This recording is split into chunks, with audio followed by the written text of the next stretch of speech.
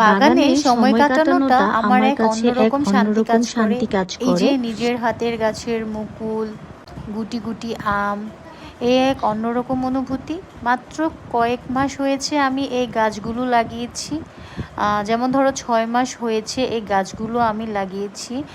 আমি কখনো ভাবিনি এত তাড়াতাড়ি আমি এখান থেকে ফল পাবো। তো আমি অনেক বেশি খুশি হয়ে গিয়েছি আমার গাছের মুকুল ধরা দেখে। আমার নতুন স্বপ্ন জেগেছে। শুধু এখানে আম গাছ নয়, এই সিরিয়ালে কিছু একটা সবেদা গাছ আর একটা ডালিম গাছও লাগানো হয়েছে। সবেদা গাছ থেকে অনেকবার সফেদা ফল খাওয়া হয়েছে, কিন্তু ডালিম এখনও খাওয়া হয়নি। আশা করি সামনে খেতে পারবো। তো এখানে যে কয়টা গাছই লাগানো হয়েছে প্রত্যেকটাই খুব ভালো জাতের আম গাছ লাগানো হয়েছে। আর আমার গাছের ডালিমগুলো বেশ বড় এবং লাল। ভিতরে কি হবে দেখা যাবে। এখন পর্যন্ত তো খাওয়া হয়নি।